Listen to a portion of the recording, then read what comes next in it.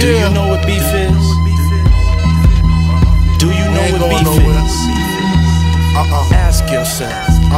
Do you know what beef is?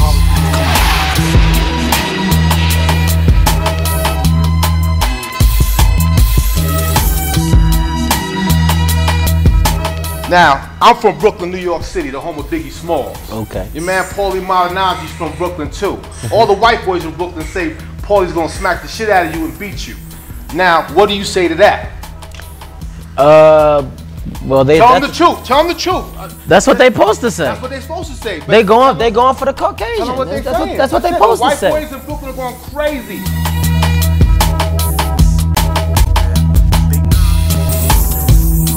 I just came from Colorado Springs last week watching Adrien Broner train, and we specifically told them, like, straight up, everybody in Brooklyn, all the crazy white boys are rooting for Paulie, and they said June 22nd, this Saturday at the Barclays Center, that Paulie's gonna slap the shit out of Adrien Broner with no problem.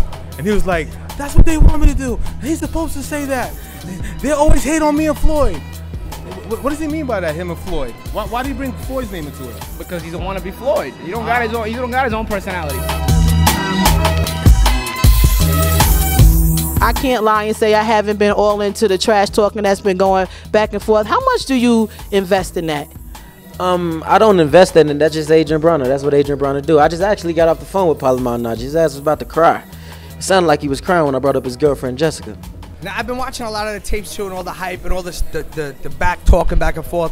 What's the whole deal with this chick that I've been seeing all over the place? Man, all right, I know you've been asked this 1,000 times, right? I'll get into it quick. It was a chick, you know, she was in my circle. You know, I have a circle of girls. If I'm single, well, I'm a single guy. I'm allowed to live the way I want to. You know what I mean? So you have your circle of people. You know, you have your circle of girls.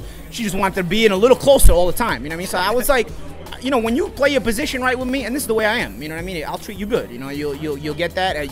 If I'm not looking for something serious, and most of the time I'm not, that's the way it's gonna be. But if you play your position right, you're gonna get treated good. You know, it got to a point where she got a little too uncomfortable for me. I had to try to push her out. She invented a pregnancy on me, which was the main issue right here. This was the main issue as to why I had a problem with him bringing her up. She invented a pregnancy on me. When somebody tells you they are pregnant with your kid, you want to tell them go screw, but you gotta kind of, especially if you don't believe them. But at the same time, you have to make sure it's not yours first. You know what I'm saying? You got to make sure what's going on because you know there was a possibility she was telling the truth. So even though it was little, possibility was still there. You know, so I had to take her serious for a couple of extra months. She bought herself those couple extra months where I actually took her more seriously because I had to get to the bottom of this.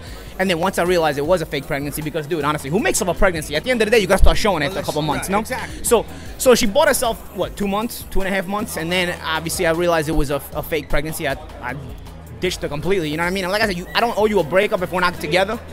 So it wasn't really a breakup. It was just you're out of here. You're out of my circle. You take a hike, ride your bike, go kick rocks, do whatever you got to do. And next thing I know, she's a bit of an internet Twitter groupie. I guess next thing I know, she did her own interview and everything. She did her own interview. Yeah, nobody would interview her, so she did her own interview. Imagine that one. So I guess she got in contact with Adrien Broner's team and whatnot, and next thing you know, that's what's going on. I didn't have an issue. I don't have an issue with anybody getting with her. As far as I know, they could pass her around the way they want to do it. You know what I mean? The way she wants to be passed around. If that's on her.